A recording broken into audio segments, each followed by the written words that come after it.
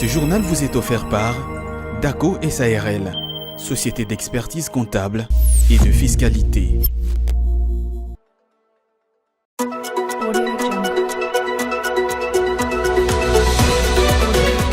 Quelle est la place de la médecine traditionnelle en RDC?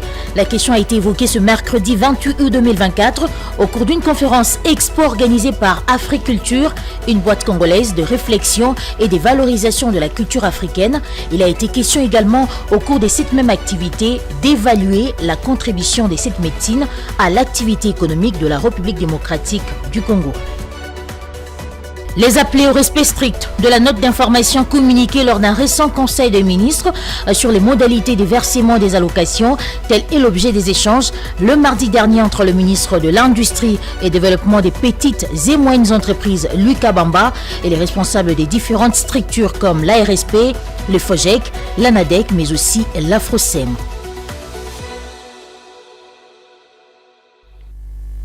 Merci de nous avoir choisis pour vous informer, mesdames et messieurs, bienvenue à tous. Les travaux du forum proprement dit du génie scientifique congolais ont été lancés en début de semaine au Palais du Peuple par la première ministre Judith Suminwa. Dans son discours, le ministre de la Recherche scientifique et innovation technologique, Gilbert Kabanda, a principalement retracé les échantillons des prototypes des produits de la recherche scientifique congolaise. Commentaire. Cette cérémonie d'ouverture du forum proprement dit du génie scientifique congolais s'est déroulée au Palais du Peuple dans la salle des spectacles, remplie du beau monde de têtes pensantes venues de Kinshasa, de l'arrière-pays et d'ailleurs dans le monde. Le chef de l'État congolais Félix-Antoine Tshisekedi Tshilombo a été représenté au cours de cet événement par la première ministre Judith Suminwa qui a donné le go de ses travaux. À juste titre, la première d'entre les ministres n'a pas taré d'éloges à l'endroit du ministre Gilbert Kabanda de la Recherche scientifique et innovation technologique. Je me dois d'entrée de jeu féliciter Monsieur le ministre de la Recherche scientifique et innovation technologique qui a fait sienne les instructions et missions lui prescrites l'année dernière par le président de la République, chef de l'État. Ces instructions ont porté, primo, sur la nécessité d'identifier, d'évaluer et de recommander au gouvernement pour injection dans l'économie congolaise des œuvres méritoires du génie scientifique congolais, de notre intelligentsia scientifique. À cette occasion, Gilbert Kabanda a fait la traçabilité des échantillons, des prototypes, des produits de la recherche scientifique congolaise, de même leur panégyrique. Le présent forum, qui est donc le deuxième, inaugure une stratégie fondamentale de notre politique sectorielle. Il s'agit de l'exhibition publique annuelle des innovations et inventions scientifiques et technologiques produites par les chercheurs et le génie congolais. Petit à petit et progressivement, le peuple congolais découvrira et se convaincra de sa capacité de façonner son destin socio-économique. Et pour être plus complet, avant de boucler la boucle, le ministre de la Recherche scientifique et innovation technologique a satisfait la curiosité des hommes des médias sur plusieurs autres détails. Le ministre des Finances, Doudou Fwamba, a échangé avec le gouverneur de la ville de Kinshasa, Daniel Bumba Lubaki, lors d'une réunion tenue le mardi 27 août 2024 au ministère des Finances. L'objectif de cette rencontre était d'envisager des subventions et transferts à la ville pour l'accompagner dans son programme d'assainissement. Jonathan Makila pour plus de détails. Le gouverneur de la ville de Kinshasa, Daniel Bumba Lubaki, accompagné de son équipe, a présenté les principales artères de la capitale congolaise, totalisant ainsi 27,28 km, avec des tronçons sur les avenues Bokassa, Itaga, Flambeau, Kabinda, Kabambare, Kalembelembe, Kasavubu, Libération et Assosa, nécessitant une réhabilitation immédiate. Quant à Doudou Fwamba, le ministre des Finances, il a réitéré l'engagement du gouvernement central à soutenir les efforts de la ville en mobilisant des services spécialisés de son ministère avec la participation du Bureau central de coordination. La ville nous a présenté des chaussées urgentes qu'il faut réhabiliter. Nous avons retenu l'avenue Kabinda, l'avenue Assosa, l'avenue Kalembelembe et d'autres segments de la ville qui nécessitent, dont Bokassa également, qui nécessitent une réhabilitation urgente. C'est dans ces cadres-là que nous avons, au nom du gouvernement, pris l'engagement avec l'ensemble des services spécialisés du ministère des Finances, dont notamment le Bureau central de coordination, le BCECO, d'apporter à la fois notre expertise en tant que pouvoir central, mais également notre appui. À lui de marteler sur la nécessité des firmes choisies à posséder à l'expertise et à la capacité afin de garantir la meilleure qualité de ces voiries urbaines. Mais également en demandant aux acteurs de la ville de veiller à ce que la qualité des travaux qui vont être réalisés soit au rendez-vous et que pour cette fois-ci, les chaussées soient réhabilitées dans une perspective de garantir leur utilisation dans un délai plus long. L'opération coup de poing du gouverneur Daniel Bumba, lancée récemment, repose sur 3 axes majeurs, dont l'assainissement, les drainages et cuirage des caniveaux, ainsi que la réhabilitation des voiries urbaines. Le ministre de l'Industrie et Développement des petites et moyennes entreprises, Lucas Bamba, a réuni dans son cabinet de travail le mardi 27 août 2024 les responsables des différentes structures comme l'ARSP, le FOGEC, l'ANADEC, mais aussi la PROSEM. Objectif, les appeler au respect strict de la note d'information communiquée lors d'un récent conseil des ministres sur les modalités de versement des allocations. Fulgence Milay pour le commentaire. Cette rencontre a vu réunir autour du ministre de l'Industrie le DG de l'autorité des régulations de la sous-traitance dans les secteurs privés Miguel Katembe et d'autres représentants des structures liées à l'entrepreneuriat en RDC. Dans son mot, le ministre Luz Watoum a décidé, séance tenante, que les différents organes de l'entrepreneuriat puissent recevoir dans un bref délai une quotité respective. Motif de satisfaction pour toutes les parties prenantes. Oui, nous sommes totalement satisfaits. On va signer l'arrêté qui décide de la répartition de la redevance de la sous-traitance à la base. Ça veut dire, à partir de demain, où toute redevance qui sera payée ne tombera plus dans un compte de l'ARSP, mais plutôt tombera dans un compte tampon qui sera éclaté chez les différents allocataires. Cela résout un gros problème de moyens. La PROSEM, l'ANADEC, le FOGEC, qui doivent bénéficier de ce côté. De plus, il a été décidé une échéance raisonnable d'apurement des créances dans le but de permettre aux différentes structures de réaliser leur mission. Mise au point du ministre et les règles telles que fixées vont nous permettre d'avoir une collaboration plus harmonieuse entre les structures qui sont sous sa tutelle. Je pense que ce qui est important, c'est les débuts, de commencer d'abord. Nous saluons la démarche du ministre de pouvoir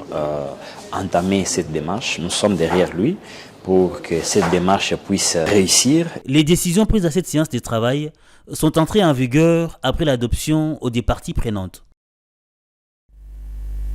En vue de lutter efficacement contre les détournements des deniers publics et imposer une culture de la peur du gendarme financier, l'Inspection générale des finances a mené plusieurs actions à effet positif au cours de ces 4 dernières années, notamment dans les ministères, les services publics, les entreprises et établissements publics, les provinces et autres entités territoriales. Découvrez ici quelques-unes des actions phares entreprises par l'IGF dans ce condensé rendu par Osé Kabamba.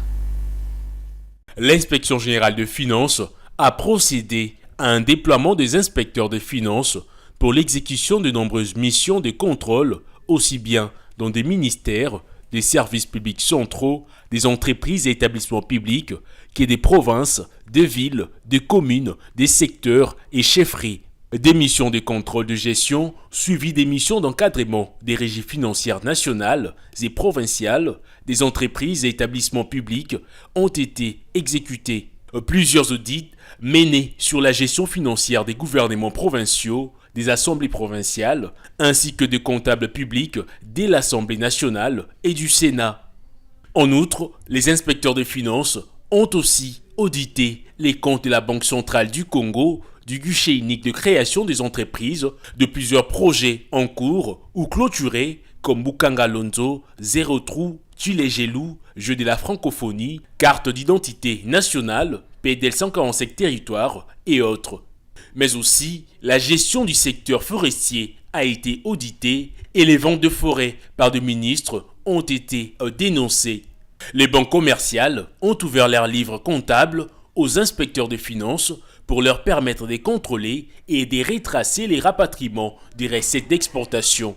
En plus de cela, des commissions de travail ont été mises en place pour vérifier la régularité des exonérations fiscales et douanières, évaluer l'efficacité et l'efficience des contrats divers dans les secteurs miniers, forestiers, pétroliers. Il a été initié l'appui à la lutte contre le blanchiment des capitaux dans les opérations d'acquisition immobilière. Il faut aussi indiquer que de missions de contrôle permanentes siègent pour suivre le flux débiteurs et créditeurs du compte général du Trésor pour faire respecter le texte régissant les secteurs fonciers afin d'assurer les contrôles de la paie des agents publics et nettoyer le fichier général de la paie de plusieurs irrégularités. Il faut également noter que la convention des collaborations d'avril 2008 entre la RDC et les groupements d'entreprises chinoises, appelé contrat chinois, a été dénoncée et révisitée. En gros, c'est une véritable machine de contrôle que l'Inspection générale de finances a déployée durant ces 4 dernières années pour restaurer les bonnes pratiques de gestion des finances publiques. Des nobles résultats ont couronné ces stratégies et les actions entreprises. Le Fonds pour la promotion de l'industrie remplit-il convenablement sa mission d'accompagner les investisseurs aussi bien locaux qu'étrangers? Les participants, dont la plupart ceux ayant reçu le financement du FPI, ont évalué la nature de la question à l'occasion de la célébration de la 35e année d'existence de cet établissement public. Les résultats, à les en croire, sont positifs. Igor Biwaka nous en parle dans cet élément. La célébration de la 35e année d'existence du Fonds de la promotion pour l'industrie a été également marquée par l'exposition des produits ayant reçu le financement du FPI. Des journées portes ouvertes donnant ainsi aux entrepreneurs locaux la possibilité de faire connaître leurs produits au grand public. Une opportunité dont s'est satisfait ici Christiane Kiangata, responsable de la ferme KMK. Je suis très contente. Je suis vraiment contente que je sois invitée à cette journée porte ouverte. Parce que avec tout ce que je fais, sans visibilité, tu ne peux rien faire. Parce qu'on produit, on ne sait pas vraiment vendre, donc il faut vraiment une visibilité pour qu'on vende. Depuis que j'ai installé ce stand, j'ai déjà la commande de tout ce que j'ai amené ici. Quand bien même que certains entrepreneurs locaux restent jusqu'à ce jour sceptiques à l'idée de contracter un financement auprès du FPI sur fond de préjugés, Nina Mulumba, fondatrice de l'ASBL Chinkeleja, relève l'impact socio-économique de cet accompagnement sur son business. Nous, on a obtenu du FPI une subvention pour nous accompagner dans la recherche et dans la conception et la production d'une crème solaire qui protégerait la peau de nos enfants, de nos jeunes adultes et de nos parents albinos. Ça a été même plus facile ou plus simple que je ne l'aurais pensé. Dans la même lignée, Bruno Mamba, chef de projet du groupe Belpes, considère la contribution du FPI essentiel à la croissance économique du pays. Le FPI, c'est ce fonds qui nous a accompagnés, qui nous accompagne jusqu'à aujourd'hui. Et donc nous donner une vitrine où nous pouvons exposer nos produits à l'occasion de son 35e anniversaire et être visible, être connu à travers ce que nous faisons avec les produits Made in Congo, soutenus par les fonds congolais, pour un développement intégral du développement économique du pays. Ça nous fait plaisir et c'est une très satisfaction. Ouverte le 27 août, ces journées réservées au grand public, organisées par le FPI à l'occasion de la célébration de ses 35 ans d'existence, vont se clôturer le 29 août prochain.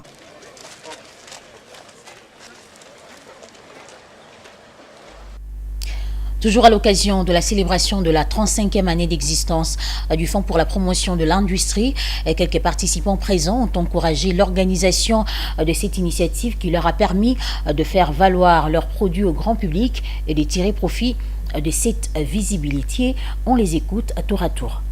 Impression, ça fait la joie juste pour la marque de considération. Au 35e anniversaire de FPI, notre société est invitée, ça fait la fierté, c'est ça.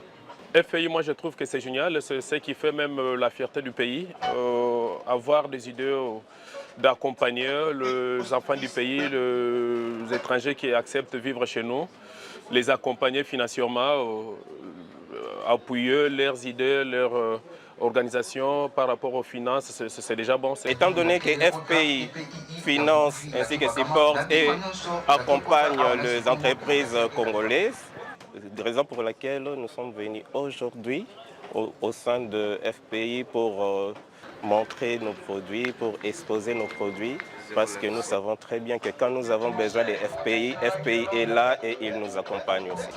35 ans, c'est beaucoup. 35 ans, c'est l'âge adulte.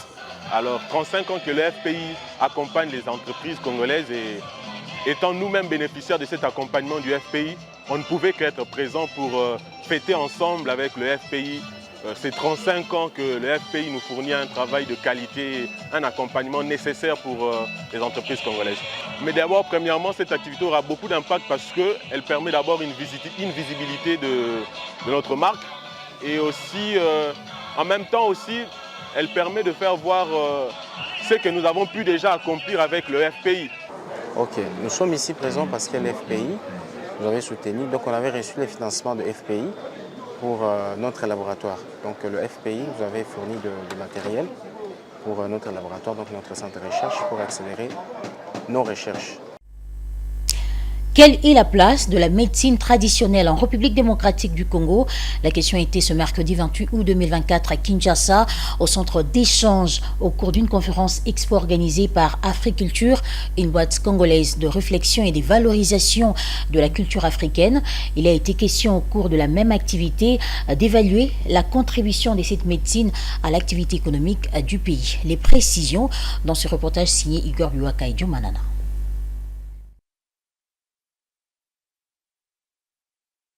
C'est la toute première conférence expo organisée par Africulture, une boîte de réflexion et de révalorisation de la culture africaine. Différents panels traitant des thématiques aussi riches et variées sur la place de la médecine traditionnelle en RDC et son apport notamment sur le plan économique se sont succédés. D'abord, l'intervention du directeur général du musée national. Mais pourquoi ne pas appeler ça seulement la médecine? Pourquoi chez nous on doit parler de médecine traditionnelle, qui a axé son allocution sur la médecine traditionnelle, la spiritualité africaine. Il s'en est suivi d'autres, suivant la même lignée.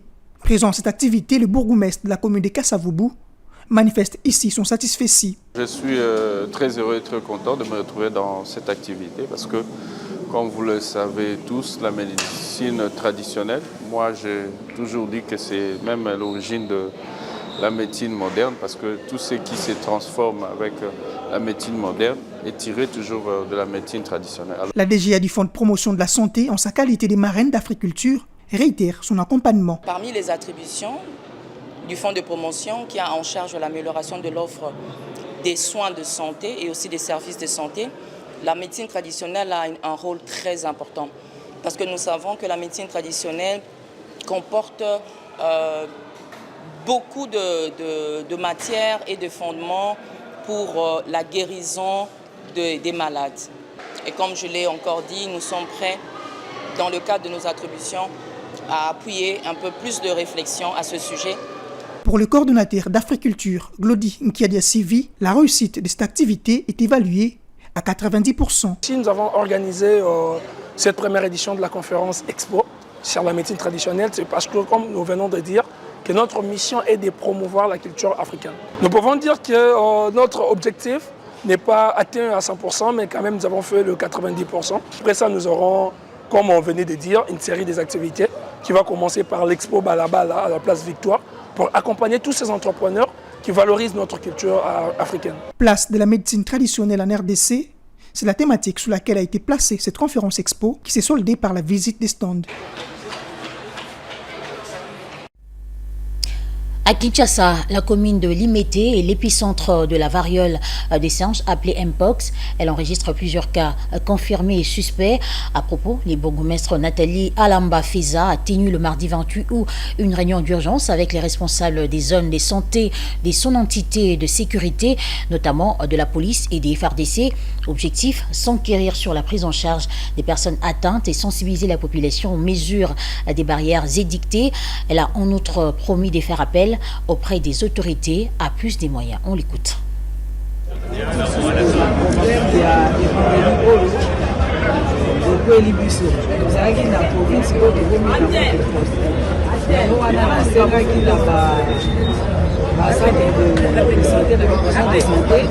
baya kolobela biso ndenge nini makono wana ezotambola mpe mabongisi nini baprécaution nini oyo population bakoki kozwa parce que soki population ayebi te ndenge nini mokono oyo ezotambola ekozala mpasi mingi epuis na kati ya statistique oyo basali commune ya limité nde ezali na maka mwa ya koleka bisika nyonso tu yango nabengaki bango ezali mpe mbala moko nzela ya kopesa na bachef du quartier ya localité banani moku nyonso tu azala oyo kanale ya transmission ya bamessage oyo koyebisa na bana moto amutaki lokeba na ndako na ye bamesure barrière oyo tobanda kozwa na ntango ya covid tobandela tozongela yango nde moto kosala mpona koprotege biso na bokono oyo.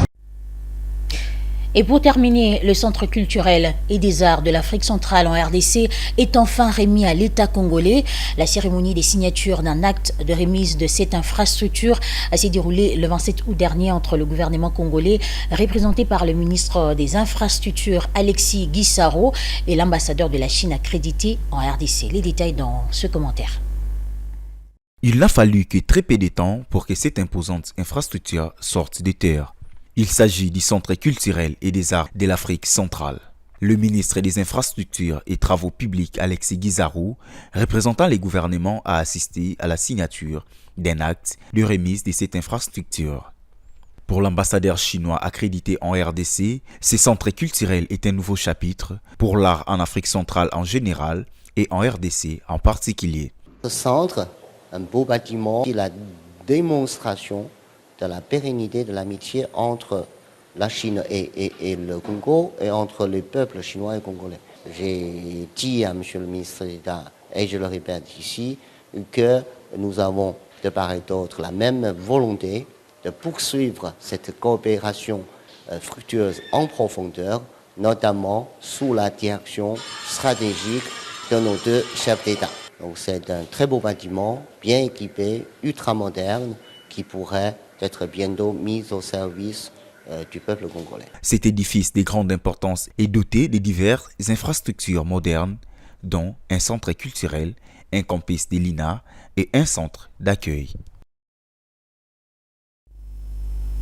Et voilà, c'est parti pour la revue de presse.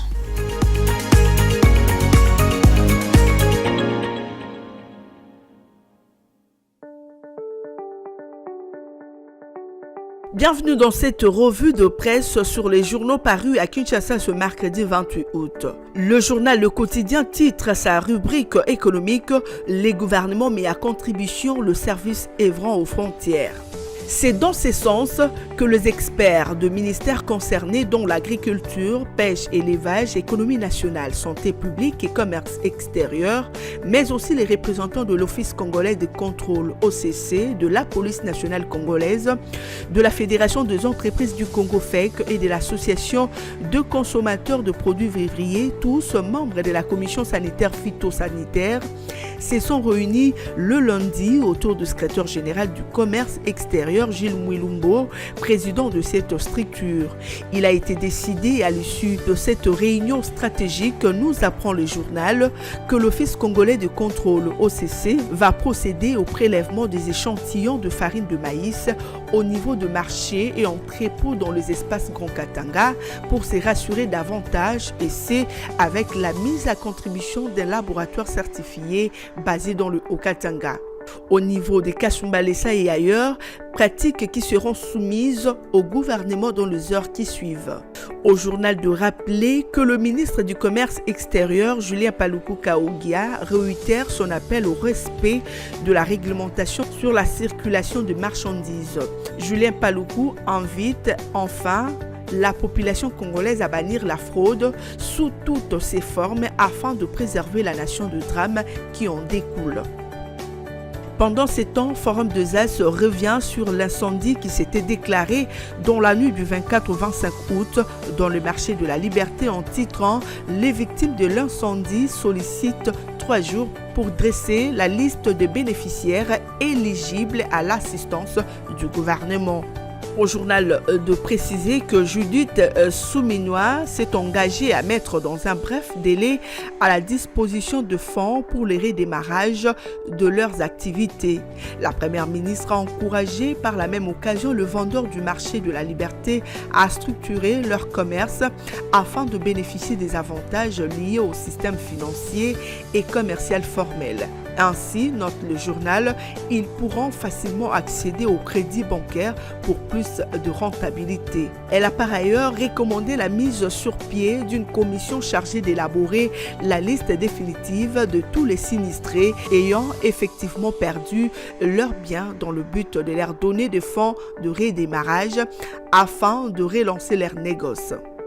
Au cours de ces échanges, poursuit le journal, il a été convenu de la réhabilitation urgente du pavillon 5 entièrement consumé par le feu, conclut le journal. Toujours dans le même volet, Congo Nouveau titre, trop d'incendies dévastateurs qui pouvaient être évités.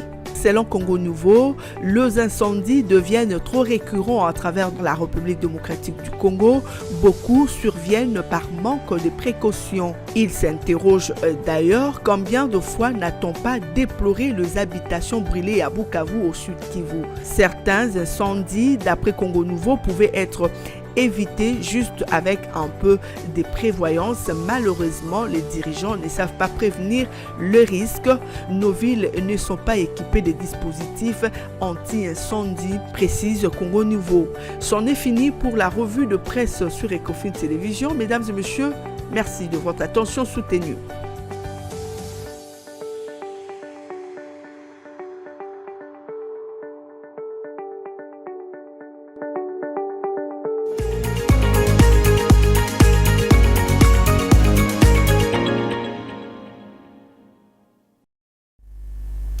Ce journal est terminé, mais avant de nous quitter, je vous rappelle les grandes lignes.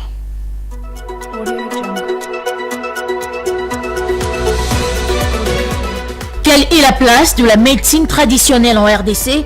La question a été évoquée ce mercredi 28 août 2024 au cours d'une conférence expo organisée par Africulture, une boîte congolaise de réflexion et de valorisation de la culture africaine. Il a été question également au cours de cette même activité d'évaluer la contribution de cette médecine à l'activité économique de la République démocratique du Congo.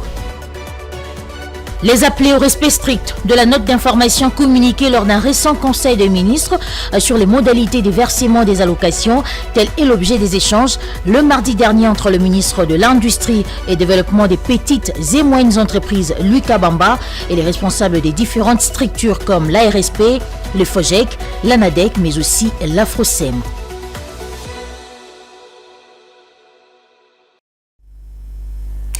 C'est la fin complète de cette édition du journal. Mesdames et messieurs, merci à vous de l'avoir suivi.